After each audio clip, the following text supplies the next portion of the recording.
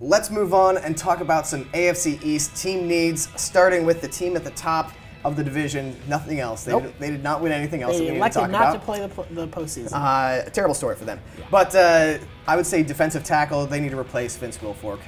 If not with a human, then with a large movable block of clay. That is, I think if you like grafted a human to a cow or something like that, you'd get roughly the same sort of production. Aside from that, though, Dominic Easley's knee remains a question, and Silver Sealinga is recovering from foot surgery, I believe. Not because he's a Silver Surfer. We've established that. They're different people. Also, at cornerback, their two biggest names, Darrelle Revis and Brandon Brown, are left in free agency. Yeah. They still have a lot of cornerbacks on the roster, but there's... and not cornerbacks you would necessarily get excited about. Yes. Some talent from the draft might be nice to get there. We also feel like maybe wide receiver would be something they could look at, but I don't know. They're the Patriots. You sort of feel like they could throw any wide receiver into that system and they'll get 700 yards out of it. Yeah, and I'd say maybe an offensive guard. Their line was shaky to begin the year last year, and Dan Connolly's a free agent. It's unsure whether he's going to be coming back, so maybe some young, cheap talent to fill out the offensive line. I don't think Tom Brady would turn down more depth on the offensive line. Yeah, you don't want to protect Tom Brady. He's only 38 years old now. He can jump off cliffs. He can do anything. Yeah, he's good. Yeah. And pretty, too. Sorry, buddy. You're too kind. All right, Buffalo Bills. Yes. This is a team with a ton of talent in certain positions, not so much at quarterback. Not so much at quarterback. Which is crazy because they don't need somebody great at quarterback. They've got Sammy Watkins, Percy Harvin, LaShawn McCoy. You really just need someone mediocre. They really just, ironically, need Ryan Fitzpatrick. We need you back, Ryan Fitzpatrick. Save us. Yeah, I mean, the other issue that they have is offensive line as well. They are a team that Football Outsiders has ranked very, very poorly in adjusted line yards. So, you know, it's one of those things where if you have all this skill position talent, but you don't have an offensive line that can help you, you know, move the ball, running it, or protect whoever is at quarterback, God knows who that's going to be going forward. You're sort of dealing yourself out of the hand in a weird way.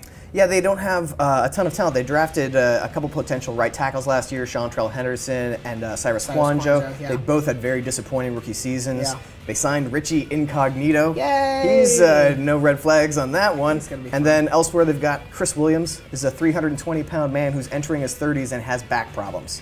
We all been there. Yeah, it doesn't usually get better from there. And Cyril Richardson is also, not a very, very talented player on your interior line. So, yeah, they need some more talent. Maybe another safety. It feels like they're close, doesn't it? Yeah, this is a team that's just missing that modestly important position of quarterback. God, it's so weird that we're saying, oh, well, remember when they had Kyle Orton? At least he was the steadying force.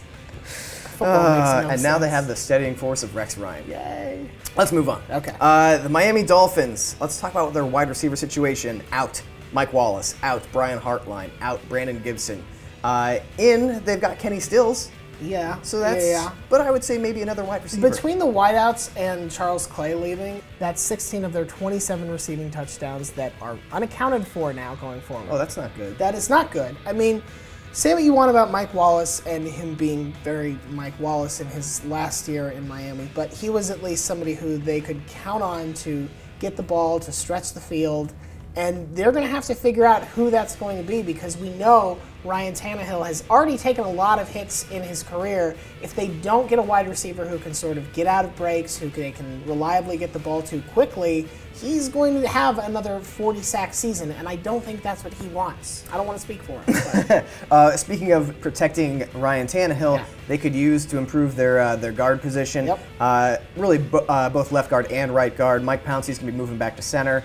And then they've got just 2 holes that they should fill through the draft. That would be a good idea. Free agency, however. And then the running back situation is kind of odd. Lamar Miller is your starter. They've got Noshawn Moreno coming back from injury.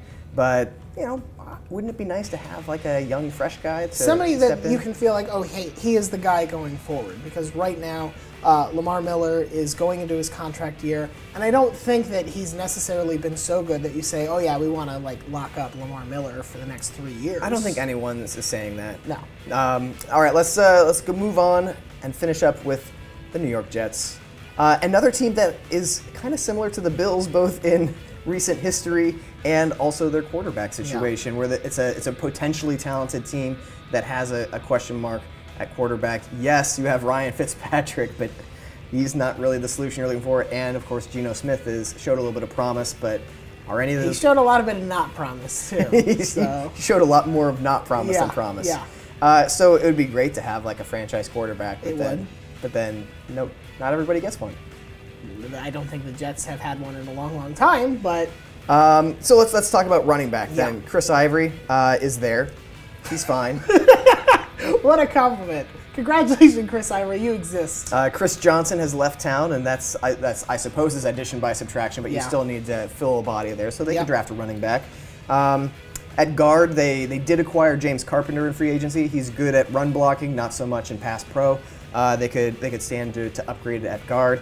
And outside linebacker, they've got a steady trio to rotate through, but they're aging and/or entering contract years, so maybe a young, fast guy off the edge who is good at blitzing in a Todd Bowles system. Yeah, especially because I don't think anybody expects the Jets to go from Rex Ryan to Bowles and start being an offensive juggernaut all of a sudden, so why not shore up some of that defensive depth if you can, and then recognize that you're going to have to take a little more time to build things up on the offensive side of the ball. Yeah. Oh, Jets. But that would suggest patience, which is not the Jets' way. Oh, or the New York medians for that matter. All right, that recaps the AFC East team needs, and that finishes up another wildly fun episode of Future Consideration. Join us again next week